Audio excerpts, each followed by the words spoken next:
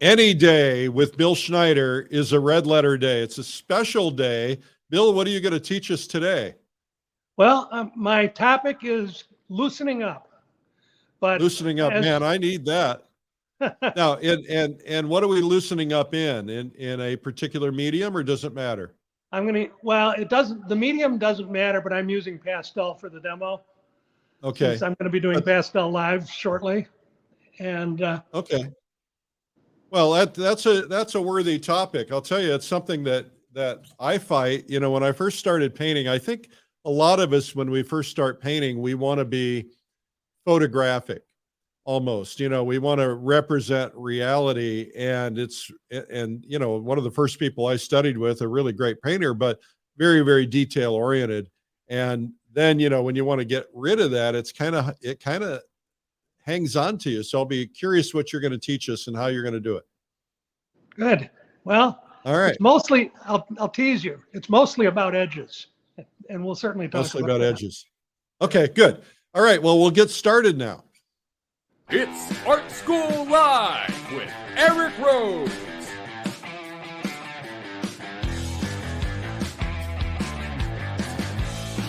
Now, here's your host, Eric Rhodes. Well, we're live with Bill Schneider, William Schneider, who is an incredible teacher. As a matter of fact, he has, get this, he has 9 different courses that he's produced through us, Streamline, Little It All, etc., and is just very prolific. And that's just the nature of his work ethic. That's the kind of guy he is. You're going to see a little bit of his painting today. He does a lot of pastel and oil. He keeps winning awards. I keep getting press releases about the awards that he wins. And he's just a fabulous painter and a pretty nice guy too, actually. Actually, a very good guy. And so he's going to teach you today about how to loosen up. I want to tell you that our prize winner from the last gift was a Plein Air magazine subscription. And it is Lucy McDonald in Scotland. And I want to tell you guys that the brand new Plein Air magazine, brand new design, you're seeing it for the very first time, is out. And the entire interior is designed, new logo, everything. So you want to make sure to subscribe to Plein Air magazine. It's getting better all the time, even after all these years. We have a prize of value specs. You put these glasses on. They're bright red, so you can find them in your dark bag, but also a fashion statement, of course. But you can win this prize today, and just make a comment in the comments section, whether you're watching live or on replay, and that way you have a chance to win. All right. I should also mention that we have an event coming up called Pastel Live. We have 45 pastel pointers from the pros. It's an ebook. You can have it at pastellive.com/45 tips. Make sure you get that. And also to make sure that you subscribe to this program. And you can do it at Streamline Art on YouTube. Just hit subscribe and follow the little bell, and you'll be all set. Now we're going to get back to William Schneider. William, Bill, welcome back. Thank you. All right, I'm going to let you just go ahead and start teaching. Good. Thank you, Eric. And thank you for all of the kind words. I did not pay him to say those things. So I'm going to talk about loosening up. But to get into that, I want to talk about the difference between painters and musicians. Because I have a degree in music too, and played in rock bands and still do, for that matter. Musicians routinely and obviously copy Masterworks. When I went to music school, we played and copied Bach and Beethoven and Chopin and everybody else. And you wouldn't think of possibly learning without copying these things.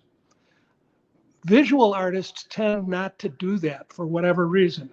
Back in the day, when Sargent went to art school, or when Zorn or other great masters, after they learned the basics, they were sent off to go to the Prado or to the Louvre and copy Masterworks. We don't do that nowadays, and it's to our detriment. Musicians also practice things. They isolate a skill, if they're trying to increase their ability to cross their thumb over on a piano, they'll work on exercises just on the thumb. Whereas visual artists tend to try to do the entire painting without working on each little component. So I'm going to encourage you all to copy Masterworks, and I'm going to do that today. One of the ways I learned about loosening up was by copying Nikolai Feshin, who's one of the great masters and sort of the progenitor of this loose style broken stroke painting. But I just want to show you. I should also mention, Bill, that you have a video out that we produced and in conjunction with the Feshin estate, and it is painting like Nikolai Feshin. I don't think I have a copy of it here. I don't have it, but it's at painttube.tv, and it really did help me a lot. Yeah, it's tremendously helpful, and I encourage people to practice. I'm just going to show you something here. When I was getting ready to do my heads and hands video, I practiced a bunch of hands. This is clearly not an oil painting. It's a practice session. And so I encourage people to do that. And I want to show you something. Here is my copy of a Nikolai Feshin oil painting, but it's done in pastel. And here is the reference for that. You know, back in the old days, artists would have to go to the Louvre or the Prado or the Art Institute and beg permission to go and stand in the gallery and copy a masterwork, with museum goers milling around and people asking questions and stopping to say, I have a cousin who paints, and you know, all of the stuff that people do. Nowadays, we have computers. We can go to Google and just Google Masterworks, or you can do what I did, which is scan paintings from pictures in books that I have, scan them into my computer, and you can either send them off to a printer to print that file, you know, clean it up in Photoshop, and send it off to a printer, or just put it on your screen and copy it. So we have no excuse to. Well, and Google has Google Arts, where they have high resolution images of many, many paintings in many museums. Yes, exactly. I mean, we live in a wonderful time from that standpoint, so we should take advantage of it. So what I'm going to show today, here's the secret about loosening up. It's mostly about edges, and specifically the edges on things that have names. So we have a name for this, for my eye. We also have a name for glasses. We have a name for nose, for lips. Anything with a name, if you put an outline around it, you tend to throw yourself into the land of symbols. So the universal symbol for an eye is an oval with a circle in it. You ask a little 5-year-old kid to draw an eye, they'll draw an oval with a circle in it. If you ask a 65-year-old non-artist to draw an eye, they'll draw the same symbol. So as artists, if we break that symbol, it helps. And we break that by not putting an outline around it. So that's the first hint. The second hint is, if you squint at your subject and inform yourself as to what the hierarchy of edges is. So the edges will go all the way from razor sharp, which is the last edge you see, and if you're in a deep squint, all the way down to completely lost. And you squint to see that hierarchy, and then if you kind of push it, in other words, make the lost edges really lost, and make the soft edges really, really soft, almost lost, and just have that wide spread. Can you articulate, Bill, the difference between a lost edge and a soft edge? Sure. Okay, look at me. What a good-looking guy. And squint way, way down, and squint way down so that the only sharp edge you see is the edge of my shirt to my neck. And then while you're in that deep squint, raise your eyes to look at my eyes, and they're nothing. They're just whisper soft smudges compared to that sharp edge. That's what I mean by a completely lost edge, where the edge of the form just blends into what's around it. And art is a very unnatural activity. You know, if you're in a conversation with somebody, you don't sit there and stare intently at their face for 3 hours. If you did that, the other person would get up and walk away after about 10 minutes because they couldn't handle it. Yeah, that'd be kind of creepy. Yeah, very creepy. But we artists do that. And so we see more and more and more detail. But the way humans normally see things is they glance at somebody, they get a quick impression, and then they go on to other things, and they're thinking about other things and talking about other things. And they don't pay attention to the fact that, gee, I know they've got eyes, but I just sort of saw their smudges, but I didn't even think about it. And so we want to, the essence of impressionistic art is to capture that, the view that you have when you do that first quick glance, not the view that you have after 3 hours of staring. And so that's the tricky part, because we still have to paint in slow motion. We still have to paint in 3 hours, but the trick is to make it look like it's just an instant glance. And somebody might say, well, why don't I just take a photo? Because I can do that in an instant, but the camera sees all edges as equally hard. It's, I heard somebody refer to it as a monocular idiot. And that's what the camera is. It has no discretion. It doesn't decide what it wants to do, what it wants to emphasize or any of that. It just, you know, you click the shutter and it takes whatever's in front of it. And everything that's in the same plane is equally sharp. And that's not the way humans see. Well, what do you say we start painting? Sounds good. So what I have done here to speed things up, here's my reference. I hope you can see that. I've got a blown up photo of a Nikolai Fashion head. And so what I did was I toned this sanded surface to kind of replicate what I saw here. And by the way, this color isn't exactly right. It's shifted sort of towards the yellow orangey side of things. That was an artifact of copying things out of a book. But I decided that I was going to have this under cool light because I think that Fashion probably painted it under cool light. And so I've used blue. You can see some of the blue tones in here as a base. And then I started putting these other skin tones on top. Then I did my drawing. But if you'll note on the drawing, for example, look at this mouth. No outline around the lips. And people think, oh, if I don't put the outline, I won't know what I'm doing. I'll get lost. I'll get rid of the edges later. Later never comes. Yeah. If you start out this way, same thing with the eyes. I've got 2 dots for the 2 corners, a little bit of a suggestion, but hardly any information there.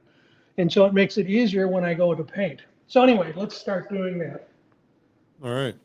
So one of the first things I want to do is kind of get some of the background that's around this face. So I'm just going to start putting in some darks. I'm using the side of my stick. Now you're painting on sanded paper. Yes, because it holds much more pastel. Once you go to sanded pastels, you'll never go back. Because, you know, it holds 4 or 5 times as much pastel. The downside is it'll eat up the pastel stick. It'll also eat up your hand. That's why I have vinyl gloves on. These are vinyl food service gloves that you can get online at like Uline. It's like $6 for 100 gloves. It's got to be vinyl though, because latex is too soft. So there's all of this dark stuff around the face, and it's important to get enough of that in that I have something visually to bounce off of. I don't need to cover all of the canvas or all of the support, but I need to get enough so that her face becomes a light against, surrounded by darks. because if I just started on the face, it would be a dark surrounded by lights, which is 180 degrees opposite what I'm actually seeing. And so that's kind of an important thing. Harley Brown taught me that when I studied with him. I consider him my pastel mentor. Great, great, great artist and teacher. And piano player too. And comedian. I'm a Harley Brown fan. Yeah. So anyway, now I've got enough stuff to bounce off of.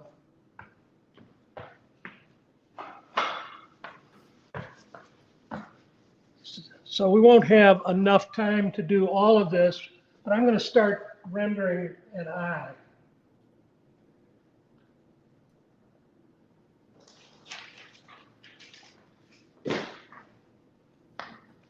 What are you doing? Bringing in the groceries?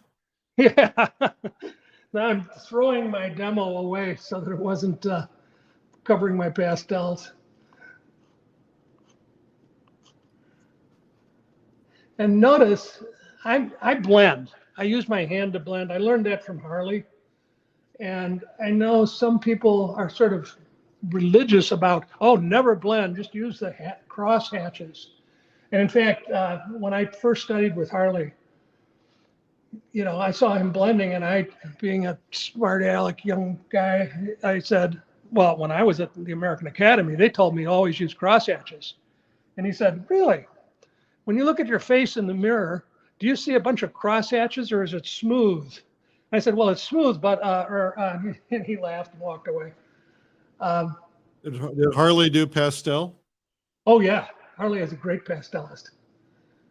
He's most known for his pastels, I think. He does oil too, but his oils look like his pastels. So I'm just going to work on this one eye, and notice how sloppy I am. I didn't want to say anything.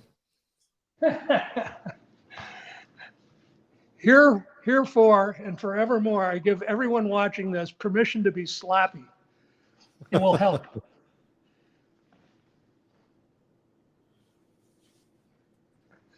So here's an interesting question. When you look at this reference, where was the light source when Feshen painted this? When I look at it, I first looked at this and I said, well, the light must be coming from below because it's lit down here and the shadows are on the upper side of these forms instead of being on the lower side. So it must be lit from below. But how did this get lit up? And I tried to replicate that lighting, and I set it up with spotlights and all kinds of things. I tried for hours and I couldn't replicate this. And I think what happened, I think Feshen lit it from below. This was dark, and he decided that he didn't like it dark. So he said, we'll make it light. I like it light. And so he did that. Why? Because he was the artist. He was in charge of quality control, and that's what he wanted it to look like. And he wasn't interested in creating a totally realistic illusion of three-dimensionality. He uses a lot of conventions that are not what Sargent would have done, or Zorn, or the other artists that are more into creating what I call light and shadow paintings. Feshen, I think, was interested in the contrast between broken edges and smooth areas, between forms that were fully rendered and forms that were just suggested. And so he routinely doesn't put much shadow under the nose, whereas Zorn or Sargent or any of the great masters, Rembrandt, Vermeer, any of the people that came before, were very much interested in creating the illusion of three-dimensionality, and they used a shadow pattern to define that. So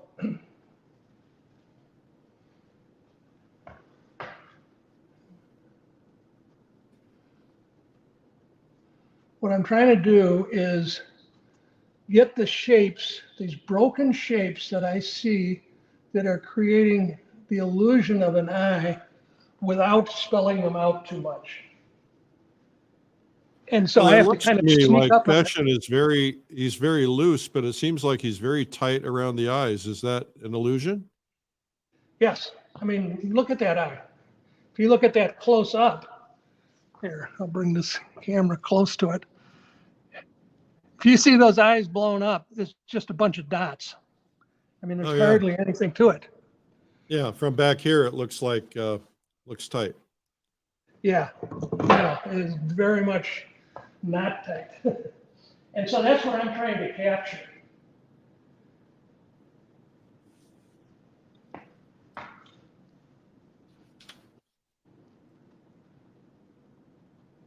And I'm doing that by not putting any outlines in. I'm going to let the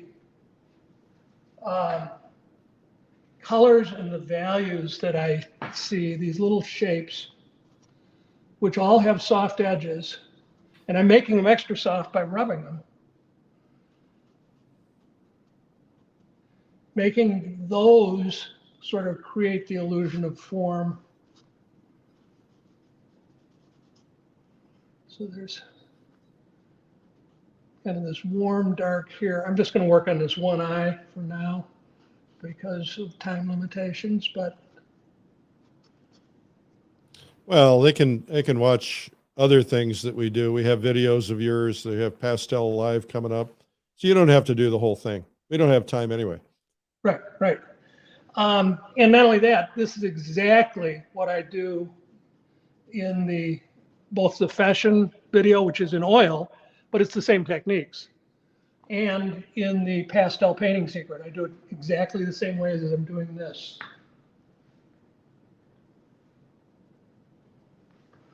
So I'm trying to just create the effect of this eye. And normally, I would try to not refer to that as an eye to myself, because things that have names have symbols. Yeah. And so, in fact, the name is a symbol. It's a verbal symbol. And so if I can just think of what the shapes are rather than what it's part of or what it's called, I'm ahead of the game.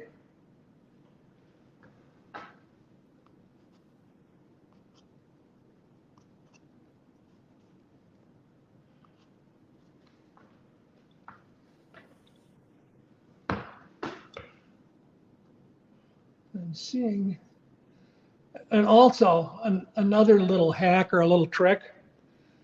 If we know that the edge of the eye goes like this, instead of painting it like that or drawing it with pastel, I'm going to go across the form. So I'm going to go this way instead of this way. And so if you paint across the forms, it tends to be looser and more suggestive. All right. And so this looks very sloppy at this point, but I'm going to show you something. I'm going to use the negative space to carve that eye out a little bit. The negative space as a way to create a form or an object is often better and more powerful. So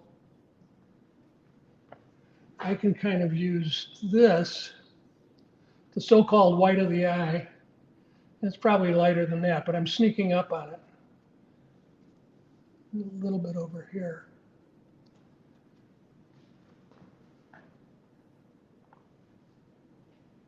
Like I said, it's probably a little bit lighter.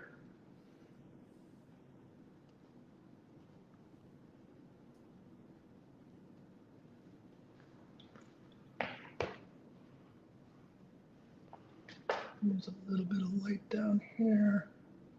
If you guys have any questions, put them in the comments section. Yes, please do. One question is, this is not related to being loose, but Nelson Shanks talked about that in the face there are bands of color. And it's Yes. pretty clear on what you did there. You've got a band of blood, really, Yeah, right around the through here. middle. So it seems to be more yellow at the top. What about the bottom? The bottom tends to, in normal light, the head is kind of like an egg. So as it's rolling under, it tends to go into, approach the shadow. So it gets a little bit darker, and usually it's kind of greener down this way. Shadows on humans tend to lean towards violet or green, and particularly on Caucasians. And so you can't really tell this much here, but here I can show you. I have a problem that sometimes when I'm doing that in my shadows on a female face, it looks like they have a beard line. Well, soften it out. It's the relationship. See, I just put this greenish color there. Feshen didn't really do that because he wasn't so much into modeling the form using all of these little subtle color shifts and temperature shifts. Because again, he was more interested, I think, in the contrast between finished and unfinished, suggested and delineated, all that kind of stuff. So,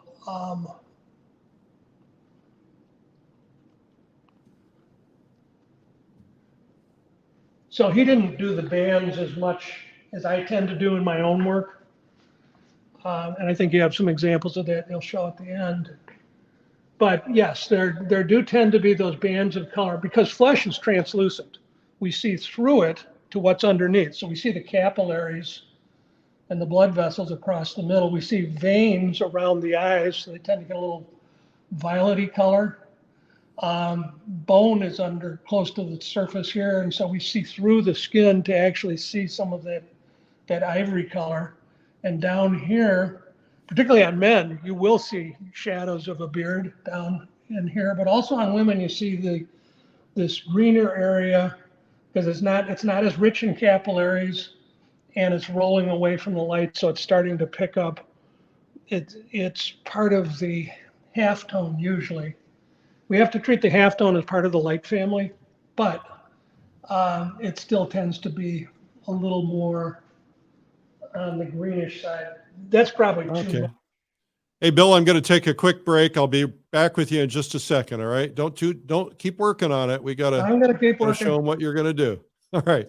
Our Absolutely. guest today is William Schneider, and he's showing you how to loosen up, whether you're in oil or otherwise, pastel. Bill has 9 different videos with us at Streamline. I've only got 2 or 3 to show you, but Pastel Painting Secrets with William A. Schneider, Heads and Hands, another one called Expressive Oil Portraits. He's got one on Nikolai Feshen, and otherwise the videos that you see, well, that just magically appeared. The videos that you see here on these daily shows are typically the artists working out of their homes off their iPhones in somewhat bad light and bad sound. But what you see on the videos that we produce, professionally produced, kind of Hollywood quality, we use very expensive, $40,000, $50,000 cameras, incredible lenses. We have a sound stage and light and sound guys. And so what you see on our videos is considerably different. We have hundreds of professionally produced art instruction courses from the world's leading artists. The best of the best tend to come to us. And so you can find them all at painttube.tv, including all of William Schneider's videos, all 9 of them. And you'll see a difference, extreme close-ups and just incredible quality. I want to mention to you also that if you like what you're seeing here, this is pastel that Bill is doing. And we have an event coming up. It's called Pastel Live, and I want to just play this for you real quickly. Join the world for the 2nd annual Pastel Live, the ultimate pastel learning event, August 17th through the 20th, 2022. 4 days of online art lessons from top master pastel artists from around the globe. Learn to paint nature, people, cityscapes, flowers, and more. Become a better artist. Click the link to learn more and get our free ebook.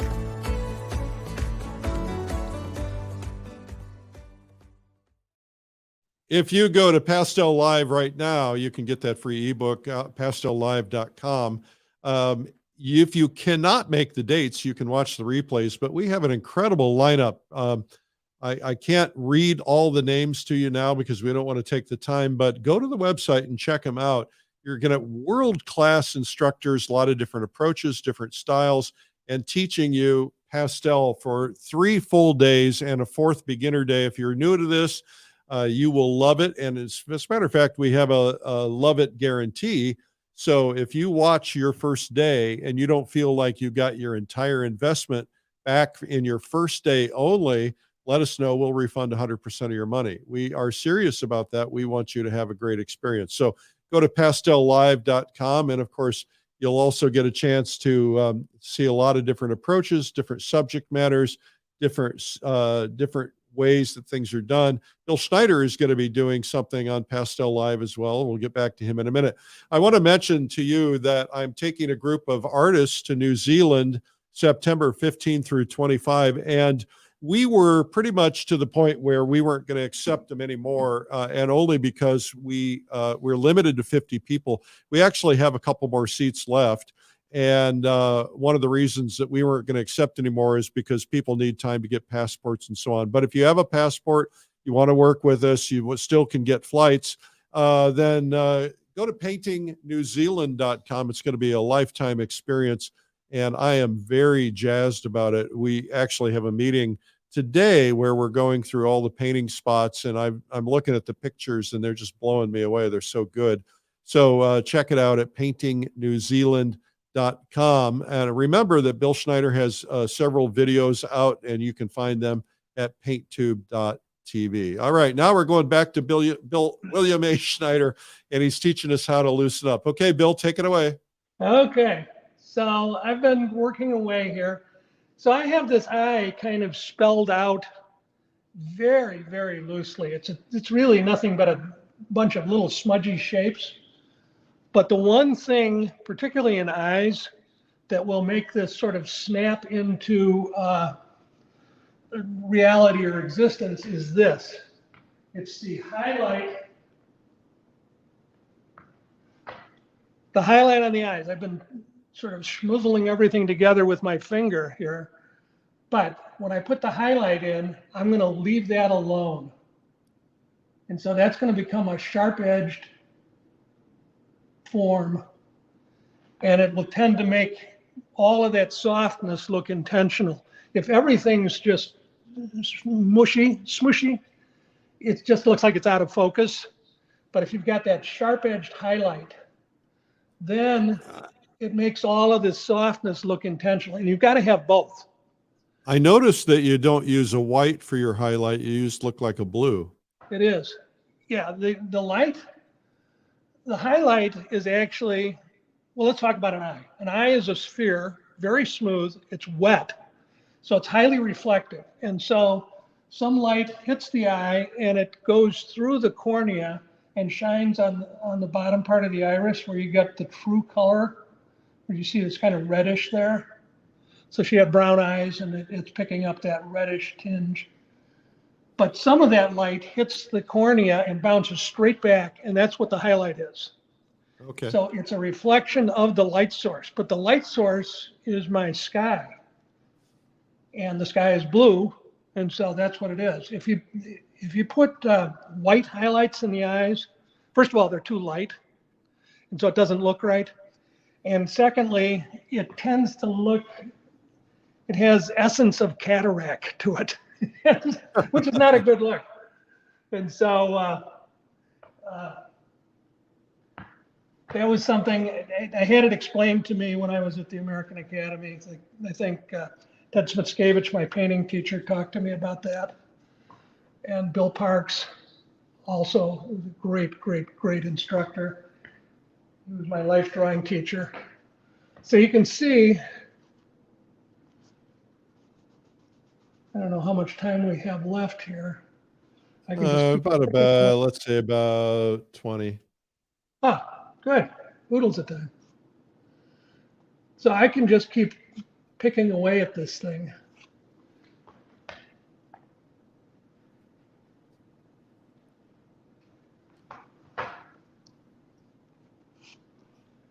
Remember I said fashion is not terribly interested in the illusion of form?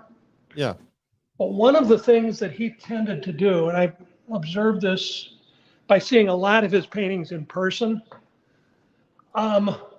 you see this frequently. I don't know if you can see it on the camera, but there's these two light areas next to the nose. Instead of putting a shadow pattern underneath the nose, he would lift the nose up by putting these lighter areas right beside it. So that instead of darkening this, he lightened this. And you see that in painting after painting after painting. That was sort of a convention or a trick that he used to give a nod to creating the form without doing it with a shadow pattern. Sargent or Zorn would have used a strong shadow pattern. There's basically 5 darks in the more classical or traditional. We've got a dark area in the eye sockets, dark under the nose, dark under the upper lip, dark under the lower lip, and a dark under the chin. 5 darks. That's what Sargent or Zorn would use to create the illusion of form. Fashion did it a different way because he was more interested in these broken strokes and in the contrast between them. Fascinating. So it's you can learn a lot from these old guys. That's why I suggest so strongly to my students to copy Masterworks to this day. You know, I've been out of art school for 20 years plus. To this day, I still copy, even if it's just a part of a painting, at least once a month. Really? Yeah. In fact, when you thought I was throwing the food around, here, I'll show you.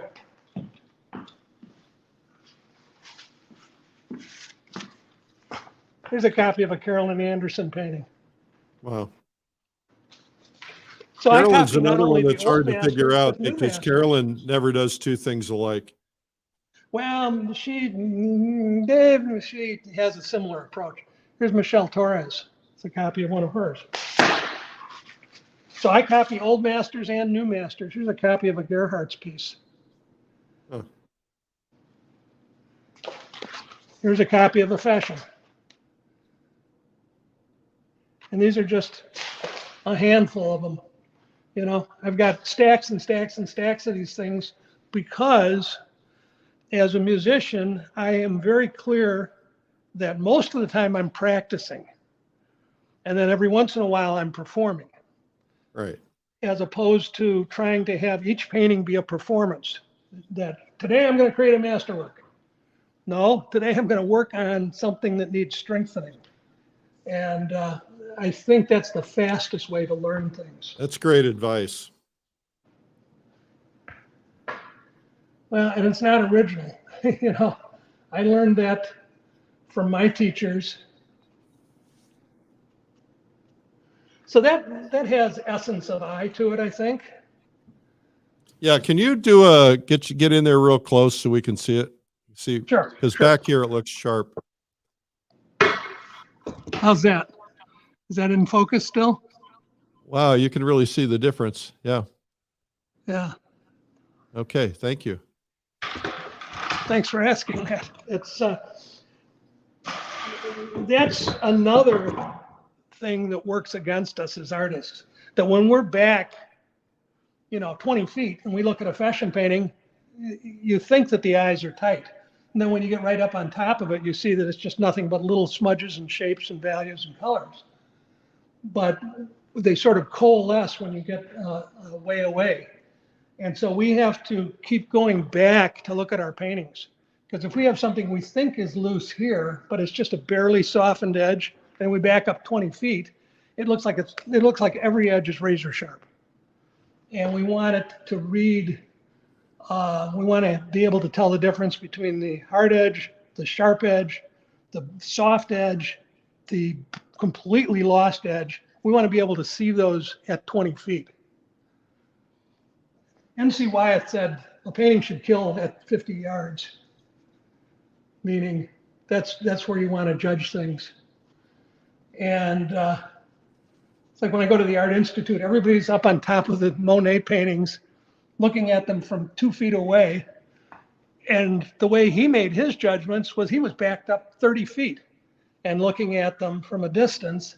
And then all of those broken strokes and splotches of color made sense from 30 feet away. When you're right on top of it, all you see is the splotches, which is cool in and of itself, but that's not the effect he was trying to get.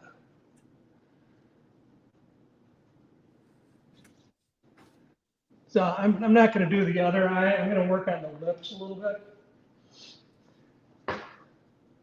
Because these lips, here, I'm going to show you the lips on the reference. It's just a smudge of color with a little dark there and a little dark there. There's nothing to them. Yeah. And so No I'm outline. trying to get that, I'm trying to get that same sort of effect.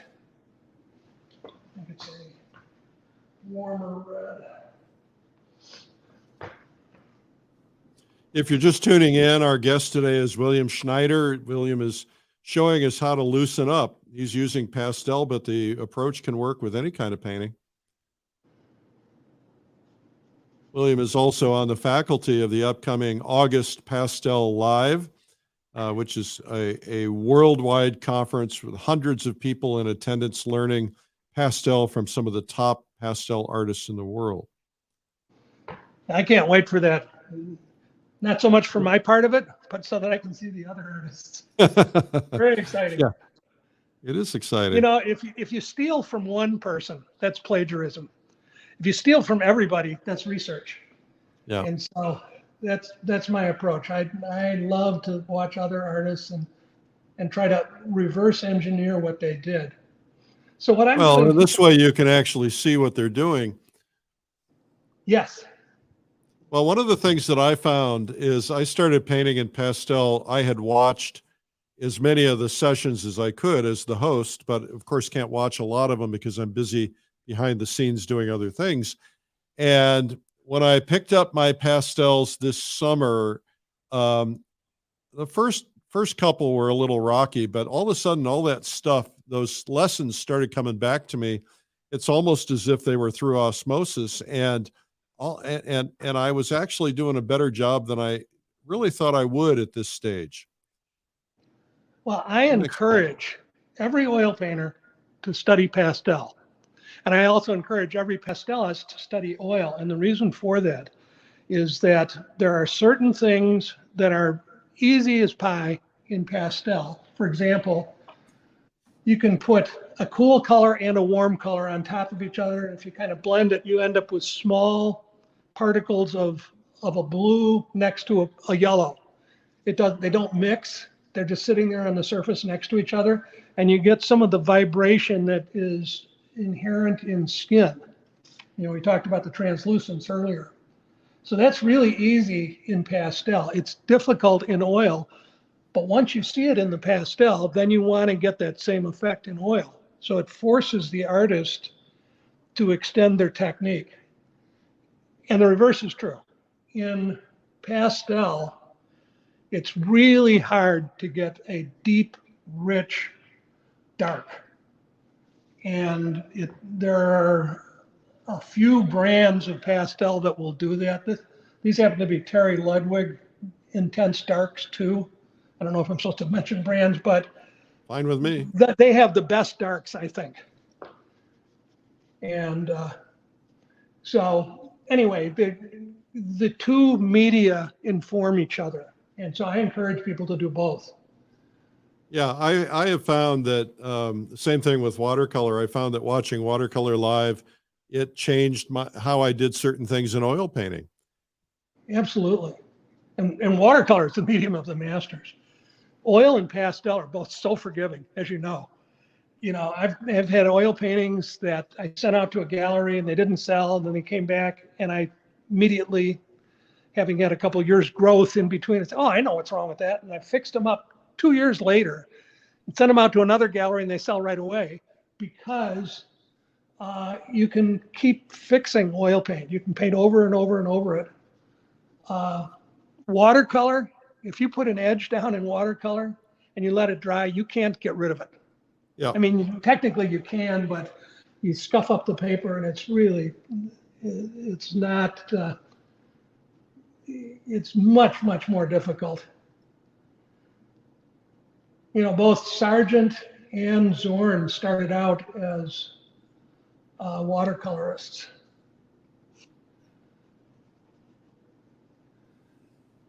Well, I'm finding that most of the most highly accomplished artists today are working in all mediums. You know, they may have a predominant medium that they love the most or they use the most, but most of them have times when they're using pastel, gouache, watercolor, a little bit of everything. Yeah. Well, I think it helps. You know, it's like if you're a musician, you know, a musician who says, well, I'm just a blues player. That's all I play. Well, they're not going to be as good as somebody that does other things too. Right. Because you extend the medium. Well, a lot of musicians, you know, they'll pick up a guitar or a piano or a banjo or, you know, in some cases, completely different scales and notes and everything else. Yeah, well, I'm a musician. In fact, anybody that wants to go on YouTube to the Schneider Ross band, ROSS, it's Rob Ross. We've got a bunch of videos on YouTube, but I play slide guitar, bass, acoustic guitar, keyboards, and harmonica. Wow. And, you know, my main instrument was bass, but, you know, once you learn the language, you can translate the language into other instruments more easily, I think. Well, you need to come to the Plein Air Convention, Bill, because we've got a whole band of musicians coming. And at the Adirondacks this past June, we had 7 guitar players. We had a lot of fun. And a mandolin, Cool. a bass. You know, I think, well, I wrote an article actually for Fine Art Connoisseur talking about the integration between, or the translation between visual arts and music. And it's amazing how many artists, painters, are also musicians. Yeah. Yeah. So, Wang Ho. yeah, Guang Ho, Richard Schmid, who else? C.W. Mundy. You know, there's just bunches of them. And many that were professional musicians before they were painters. C.W. Mundy is going to be teaching at the Plein Air Convention this year, and he's bringing his banjo. So we'll have some music and some teaching. Awesome. Okay, so you've got about, let's say about 4 or 5 minutes. So we certainly got the idea here. This is very good. Yeah, it's basically, the only thing I brought to real completion is this and the mouth to a certain extent. And I can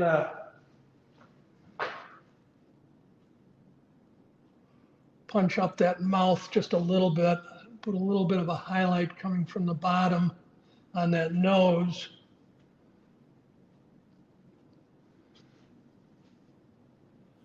You sort of get You guys are enjoying this? Get the sense of that. But again, this is mostly about the edges, and these edges, by painting across the form and not outlining it in the first place, that gave me a fighting chance to have what we would call loops. Yeah. So I'll just keep going and you tell me when we're done. Okay. All right.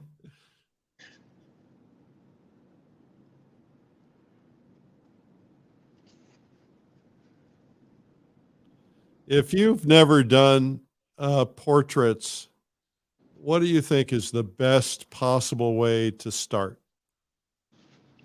I think you've got a huge number of portrait videos in the Paint Tubes library. And I would say people should find an artist or an image that they like, get the video, and just start copying. I would say, excuse me, one of the main keys is you've got to measure. I didn't really talk about that much because I did the drawing beforehand, but I measured the relationships between the corner of the eyes and the top of the head, between the eyebrows and the top of the head. So if you get those relationships by measuring, then you can paint them loosely. If you just start out trying to paint but don't measure, you won't be accurate. And with portraits, we are so used to looking at other humans that if this nose is off by, a quarter of an inch, the viewer will notice that. Yeah. If you're doing a landscape and you move a tree over 30 feet, who knows? Who cares? Nobody cares. Yeah. But it's important, I think, to have those relationships. And as soon as I said that, I noticed that my nose was a little wonky.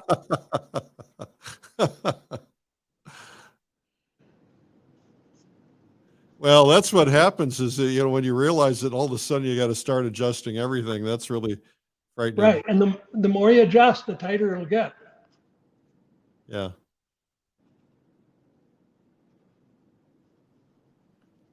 Well, I think what we'll do is we'll wrap it up now, Bill. And why don't you come back on camera? We'll say goodbye. Okay. Goodbye. Thank you. I enjoyed it. And, it was We my can't pleasure. see you. Always glad to be here. So tell us what you're going to do on Pastel Live? Similar sorts of things. Ultimately, when I'm teaching, I try to do things in modules.